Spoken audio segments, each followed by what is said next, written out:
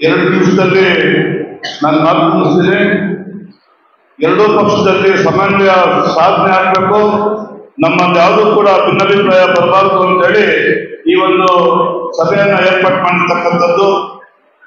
ಆ ರೀತಿಯಾದಂತಹ 8 ವಿಧಾನಸಭಾ ಕ್ಷೇತ್ರಗಳಲ್ಲಿ ಎಲ್ಲಿ ಕೂಡ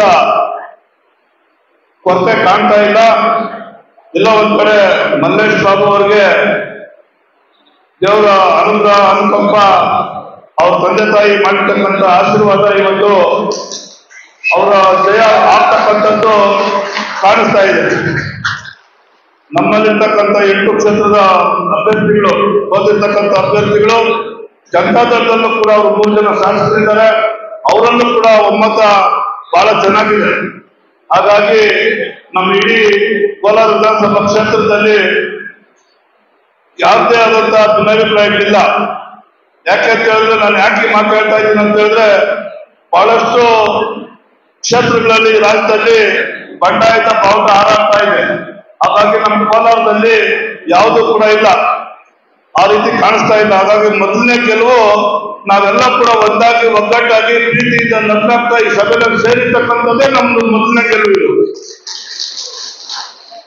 ಎಲ್ಲ ಕಾರ್ಯಕರ್ತರಲ್ಲಿ ಮನವಿ ಮಾಡ್ತೀನಿ.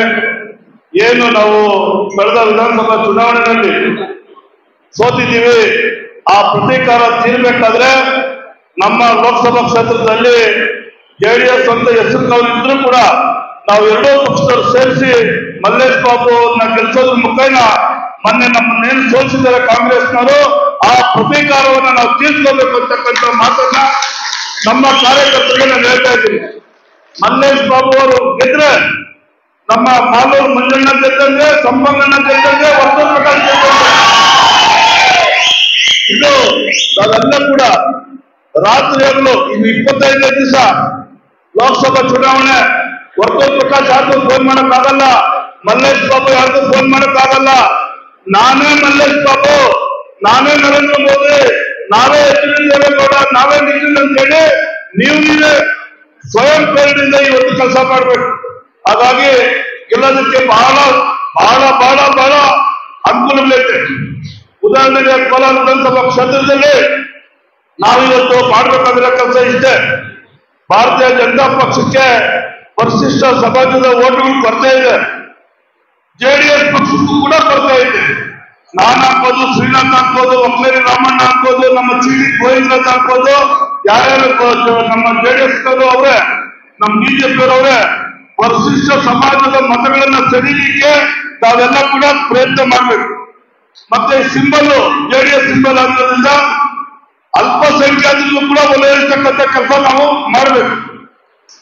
ಅಲ್ಪಸಂಖ್ಯಾತರಿಗೂ ಒಲೆಯಿರ್ತಕ್ಕಂಥ ಕೆಲಸ ಮಾಡಬೇಕು. 1 ಲಕ್ಷ ಓಟ್ ಬರೋ ಜಾಗದಲ್ಲಿ 10,000 ಬರಲಿ. ಅಣ್ಣ ನೀವು ಓಟ್ ಕೊಡೋಣ, ದೇವೇಗೌಡ ಒಳ್ಳೆಯವರು ಅಂತ ಹೇಳಿ, ಕುಮಾರಣ್ಣ ಹೇಳಿ ನಾವು ಅಲ್ಪಸಂಖ್ಯಾತರನ್ನು ಕೇಳ್ಕೊಂಡು ಅವ್ರ ಓಟ್ ಕೂಡ ತಗೋಬೇಕು. ಇಡೀ ಅಲಿಯನ್ಸ್ ಆಗಿರೋದ್ರಿಂದ ಹೆಚ್ಚಾಗಿ ನಾವು ಪರಿಶಿಷ್ಟ ಸಮಾಜದ ಮತಗಳನ್ನ ಸೆಳೀಲಿಕ್ಕೆ ಆಯಾ ಮುಖಂಡಗಳನ್ನ ಸಂಪರ್ಕ ಮಾಡಿ ಆ ಗ್ರಾಮಗಳಲ್ಲಿ ಈ 25 ದಿವಸ ನಾವು ಮಾಡಬೇಕು. ಇನ್ನು ಬೇರೆ ಸಮಾಜಗಳು ಭಾರತೀಯ ಜನತಾ ಪಕ್ಷ ಮತ್ತೆ JDS ಜೊತೆ ಆಲ್ರೆಡಿ ನಾವು ಇದ್ದೀವಿ. ಈ ಯಾರು ದೂರ ಅವ್ರೆ